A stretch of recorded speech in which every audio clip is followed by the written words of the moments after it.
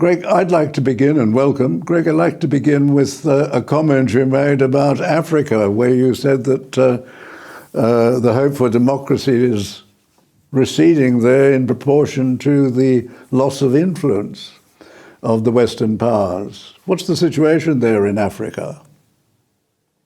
Well, it is not something which was unforeseen. We've been witnessing the decline in Western powers' influence in Africa for the past decade or more, and the rise of the People's Republic of China's influence there. I wouldn't say that Beijing is at the top of its game in Africa, but it is offering more than the West can offer. But almost exactly 3 years ago, I wrote a report saying that the respect for the democratic processes in Africa was now at an end, and we were back to an era of coup d'etats as a form of governmental change, shall we say. So that situation has really come to pass. The last 3 years have seen a lot of African countries changing their government or retaining their government through the falsification of elections, the use of military and police force to intimidate voters and the like. We saw it in the Nigerian presidential elections on February 25th, and particularly we've just seen it in the Sierra Leone presidential elections of June 24th. What we saw there was, if you like, President Julius Maada Bio, a former Army Brigadier General, who I know actually, and he went about going for re-election for a second term as president with all of the guns blazing, literally. There were 3 or 4 attempts to assassinate his principal opponent, Dr. Samara Kamara.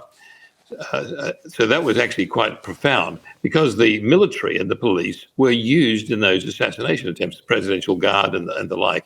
And they were in uniform, they were being videotaped by bystanders.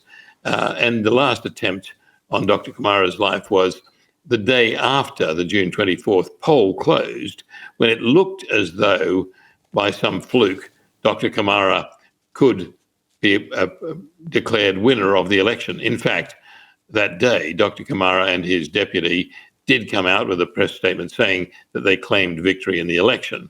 So President Bio was desperate that this should not occur.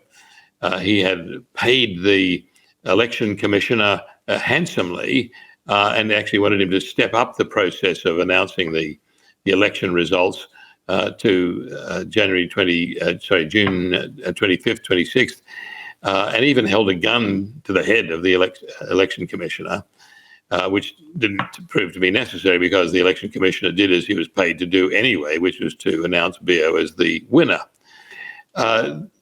The unfortunate thing for President Bio was that the whole process was so scandalously rigged that none of the international observer missions, that included the Carter Institute from the United States, official election monitoring teams from the United Kingdom, Ireland, Italy, Germany, and France, plus the European Union's own monitoring team, all said that they would not certify the elections as free and fair or transparent. So President Bio looked as though he was going to be cut off from any Western recognition, but still persists with his claim of election victory. His neighbor, the president of Guinea, was getting set to come in and perhaps seize some Sierra Leonean territory, and he said he would go in and arrest Bio in the capital, Freetown. That didn't happen, but President Bio did go to Conakry, the capital of Guinea, to negotiate with the interim president of Guinea, who is also a military president,